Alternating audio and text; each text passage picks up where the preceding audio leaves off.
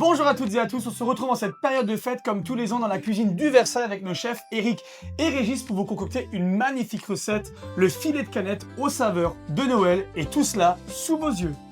On démarre bien évidemment cette recette avec la canette. Alors Régis, je te laisse nous expliquer quelles seront les premières étapes de cette recette. On va déjà l'assaisonner. Donc c'est un filet de canette qu'on a déjà paré au préalable. Donc, D'accord. un petit coup de sel. Petit coup de poivre, Ouais. sur le côté gras, hein, à Voilà. préciser. Très Et bien. on va le démarrer à la poêle. On met pas de matière grasse, pas d'huile. On va mettre un tout petit peu d'huile. D'accord. Et combien de temps de cuisson à peu près sur... On va dire 5 minutes de chaque côté. De chaque côté, sur chaque Ouais. côté, ok. Après 5 minutes de cuisson, Régis, sous ton ordre, je retourne le filet de canette, Ok. qui est bien doré, hein, on voit la belle couleur. Donc 5 minutes de ce côté-là, On va rajouter un peu de beurre. d'accord.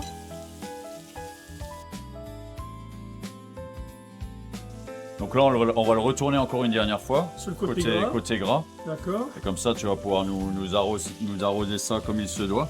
Donc je fais comme les chefs, hein. Voilà. Allez hop. Comment tu as appris. Et donc une fois débarrassée, la viande partira dans le four, On va la laisser tirer d'accord. 10 minutes. Ok. Et par la suite, au moment d'envoyer, on pourra la remettre en température. On continue, coque au potimarron, des oignons gros lots, le petit côté Jingle Bells. Et Eric, les plantes, c'est De la sarriette qui pour va un nous petit peu ramener de la fraîcheur. le côté fraîcheur. Ok, je te laisse On disposer. va les disposer tranquillement, Voilà. on les faire Je vais- griller. Donc là on va bien colorer. Tu peux mettre des oignons? Ouais, tu peux les mettre. Hop, délicatement. Voilà.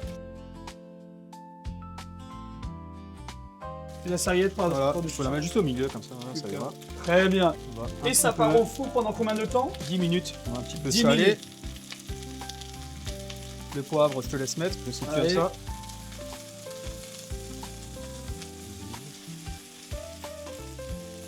Un peu de beurre. Beurre. Voilà, on couvre Et ça part au four. et ça part au 10 four. minutes. 10 minutes. C'est parti. Place à l'accompagnement avec un délicieux churros de pommes de terre au parmesan. Alors Eric et Donc, on va Régis, commencer. expliquez-moi. Avec le lait, D'accord.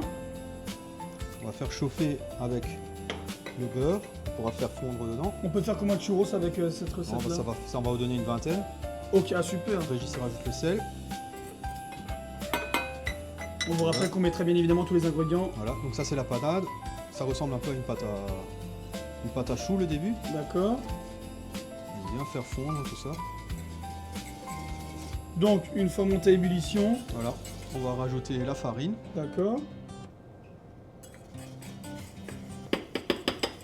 Là par contre, il faut faire attention. Pas que ça fasse des grumeaux. Généralement, on fait ça hors du feu. Et ensuite, une fois que Ça, on va l'ajouter qu'on a à mélangé la tout cela, panade.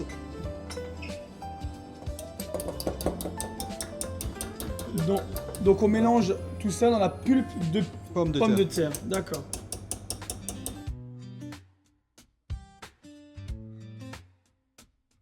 Voilà, ensuite que tout cela est mélangé et ensemble, nous rajoutons Voilà, on va rajouter les œufs, 3 œufs. Ouais, 3 œufs, mais on va essayer de les rajouter un à un si ça va. D'accord.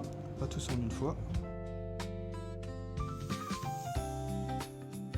Voilà, Eric, une fois que tu as terminé de mélanger tout cela, Voilà, tu vas pouvoir incorporer le parmesan.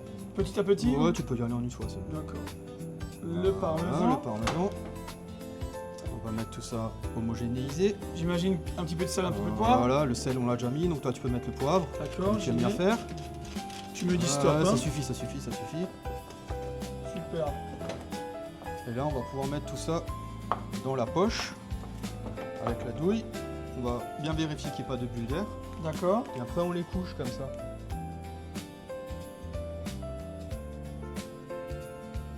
Ça ressemble un peu à un gros chou. Hein. C'est un vrai churros. Voilà. Donc là maintenant on va simplement les mettre au congélateur pendant 2-3 heures pour les faire D'accord. raidir, pour qu'on puisse bien les prendre et les mettre à la friteuse tout à l'heure. D'accord. Bon, allez, c'est parti. Maintenant que les churros sont pris correctement au congélateur, on va les mettre dans la friteuse. Et combien de temps de cuisson pour les churros dans la friteuse? Ah, ça va être aux alentours de 5 minutes quand ils seront bien dorés. Après 5 minutes de cuisson, nos churros sont bien dorés, bien cuits.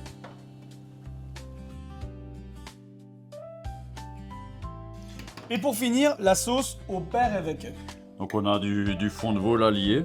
D'accord. On a coupé du beurre avec eux. Tu peux tout mettre dedans. Le beurre avec, on le trouve un peu partout, hein. Bah là, je l'ai pris au marché de Noël à Haguenau. Ah bah très bien. Donc voilà. Et on va juste le mixer.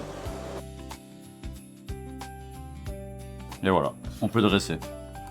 Place au dressage, la viande est cuite, les garnitures sont prêtes, les churros sont là, la sauce également. Donc Régis, tu découpes la viande. Donc on vérifie la cuisson. Elle est Elle est parfaite. magnifique. On va commencer à dresser, à tout mettre dans l'assiette. D'accord. Tu places la viande, je place 1 ou 2 churros. Oh, tu peux en mettre 2 ou 3, on est Allez, généreux. on est gourmand et généreux, donc on en met 3. On en met 3 Ah oui, vas-y. Mets-moi un peu de volume là-dedans. Très Robin. bien. Voilà, on dépose la coque de potimarron, les oignons gros lots.